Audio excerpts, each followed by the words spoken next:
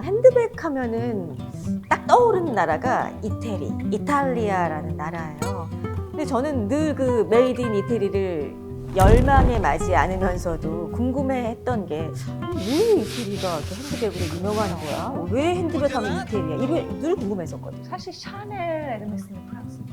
그쵸? 네. 네. 근데 사실 패션하는 사람들은 누구나 다 얘기를 해요. 이태리 가죽이 좋다. 그래서 맞아요. 핸드백이 좋다. 네. 뭐 구두가 좋다. 근데 이 시점에 저희가 좀 생각해 볼 필요가 있어요. 왜 이태리가 소가죽이 좋을까? 뭐 소는 다른 나라에서도 날 텐데, 그렇죠? 그렇죠. 스페인도 소 얼마나 그렇죠. 유명해요. 스페인은 투 경기. 대표하는 소의 나라가 스페인이잖아요.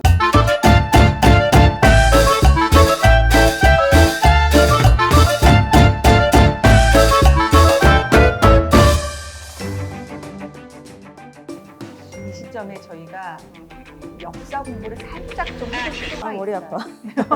갑자기 머리 아파지지만. 고품격 유튜브 방송이기 때문에 저희는 맞아요. 그래도 우리가 좀 알고 간다면은 진정한 멋쟁이니까 일단 들어봅시다. 네. 약간의 잡담이기도 한데 네. 재미난 얘기가 하나 있어요. 그 요즘에 피렌체 누구나 다 많이 놀러 가시잖아요. 너무 예쁘죠. 네. 냉정과 열정 사이. 그렇죠. 그 피렌체에 가시면 네, 꼭 준세. 가보는 쪽이 죄송해요. 쓰잘데기 없는 얘기해서. 네. 꼭 가보는 쪽이 네. 그 뒤에 동산 하나가 있어요. 피렌체 전경을 볼 수 있는. 거기에 다비드상이 있어요. 아니 난 다비드상 보고 약간 실망했었어요. 머리가 너무 크던데. 그래가지고 너무 조각처럼 잘생기기는 했는데. 그런 분은 또 처음 봤을 때 민망하다는 얘기는 또 들어봤을 때 실망했다는 얘기는. 비율로 봤을 때 한 6등신 되겠군. 아니 그래서 제가 그 가이드분에게 물어봤어요. 왜 그러냐 했더니 정통 그 이태리 혈통은요 정말 그렇게 그 작고 다부진 맞아요. 로마인 이야기를 봐도 이시래요. 그래서 제가 이해를 했었는데 아무튼 다비드 계속해 주시죠. 그 다비드상이 혹시 어떤 포즈를 취하는 건지 아세요? 이렇게 하고 있는데 뭐 들고 있었던 것 같은데, 그렇죠? 그쵸. 뭐 들고 있어요. 이게 성경을 아마 아시는 분은 많지 않으실 거예요. 그 성경을 보면 네, 다윗과 골리앗 얘기 있잖아요. 그렇죠. 그 다윗이 다비드거든요. 아 그래요? 그 다비드의 영어 발음이 다윗이에요. 제가 굉장히 무식하게 느껴지네요. 근데 네. 이 다윗이 골리앗을 만났을 때 그 싸우기, 돌을 던지기 바로 직전 모습, 그러니까 돌을 던지려는 모습이 그 다비드상의 자세예요. 백쇼. 역사를 잘 모르기는 하지만 대로마 제국 번창했었잖아요. 네. 세계를 지배하던 대로마 제국이 멸망을 하고 그 로마를 품고 있는 나라가 이태리예요. 근데 이제 그 대로마 제국이 멸망을 하면서 국가가 하나로 합쳐지지를 못하고 하나하나 베니스 따로, 피렌체 따로 이렇게 도시 국가의 형태로 네. 자리를 하게 되죠. 이렇게 주변 국가로 남을 수밖에 없었던 이태리에서는 커다란 산업이 발전할 수가 없었어요. 예를 들어서 아까 스페인 얘기를 했었는데 스페인은 대제국이었어요. 일찌감치 바다로 나가서 해외의 제국을 넓히는 나라였고 그 주변에 뭐 영국도 있었고 그렇죠. 프랑스도 있었고 뭐 네덜란드만 해도 그 작은 땅덩어리에서 시민의 힘으로 주식회사를 만들던 때였어요.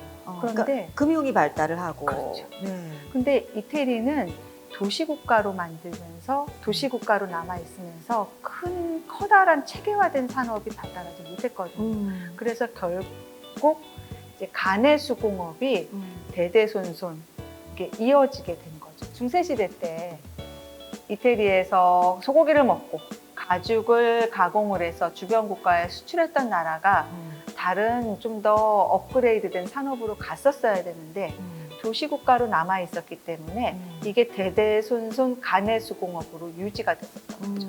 그러면서 할아버지 때에 했었던 그 손맛이 아들한테 했었던 손맛이 그 자식한테 이게 뭐 특별한 뭐 레시피 없이 계속 이어지면서 외국 주변 국가에서 보기에는 이태리 가죽은 뭔가가 설명할 수 없지만 깊은 맛, 뭔가는 모르겠지만 뭔가가 다른 그 소프트함, 뭔가가 다른 깊은 색감을 나타내는 거죠. 한마디로 이 가죽에 대한 제조 기술이 뭐가 얼마나 복잡하겠어요.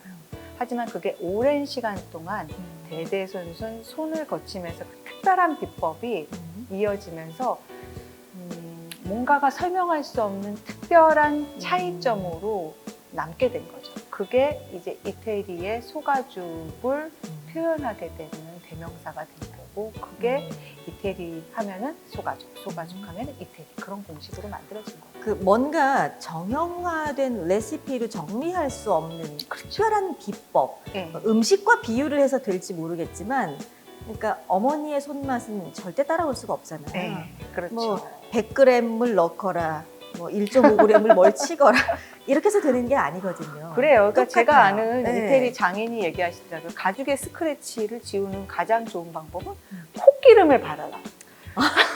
아, 그거는 뭐 그런 아무도 거를- 모르는 노하우잖아요. 네, 그런 거. 네. 어떻게 그거를 그렇죠. 레시피화해서, 그러니까 AI가 할 수 없는 부분인 거죠. 그건. 그렇죠. 네. 그런데 이러한 이제 것들이 설명할 수 없는 깊은 맛을 만들고, 이게 이태리의 대표적인 산업이 소가죽, 그리고 소가죽과 관련된 게 이제 신발 산업, 핸드백 산업이 된 거고요.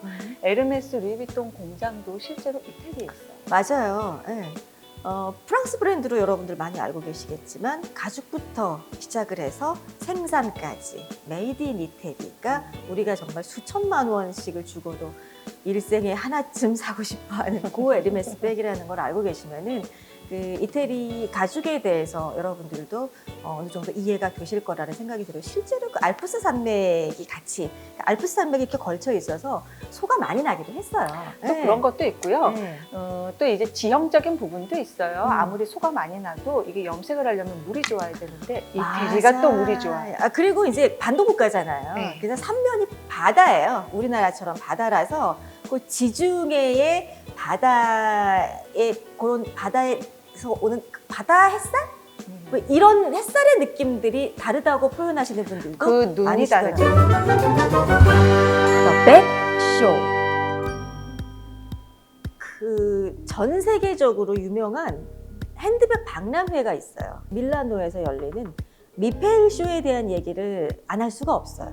네, 그렇죠. 또 저의 잡이기도 하고. 음. 네, 미펠에 대해서 잠깐 설명을 드리면 핸드백 관련된 그 유일무이한 그렇죠. 핸드백만 전시하는 유일무이한 전시회. 공식 명칭이 미펠 더 백쇼예요. 그러니까 올해, 그러니까 2019년에 1년에 2차례 정도 열리니까 116회째 맞이하니까 거의 뭐 너무 아름다운 황혼의 나이죠. 70살이 돼가는 그런 박람회입니다. 그러니까 패션의 중심지인 밀라노의 로피에라 이 지역에서 개최가 되고요. 요 아소페레테리라는 협회에서 주최를 한다고 하는데 발음이 참 어려워요. 아소펠레테리. 아소페레테리. 이태리는 협회들이 많아요.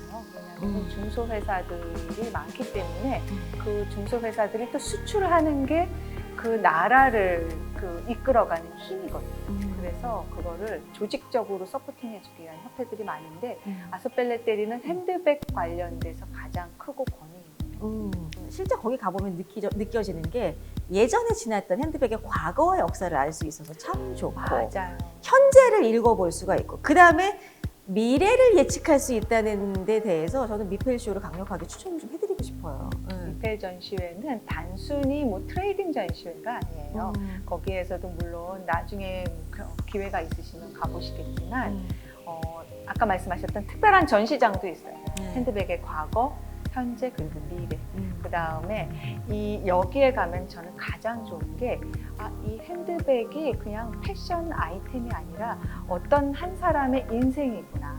어떤 한 가족과 어떤 그 지역의 삶이구나. 살아 숨쉬는 생활이구나라는 거를 거기 가면 확실하게 느꼈어요. 그 한 사람의 삶, 그 다음에 히스토리, 감동적인 이야기, 이런 것들이 담겨있는 아주 좋은 브랜드들을 만나고 같이 나눌 수 있다는 거는 행복한 일이라는 생각이 들어서 핸드백을 사랑하는 1인으로 아주 자부심을 가지고 있기도 합니다.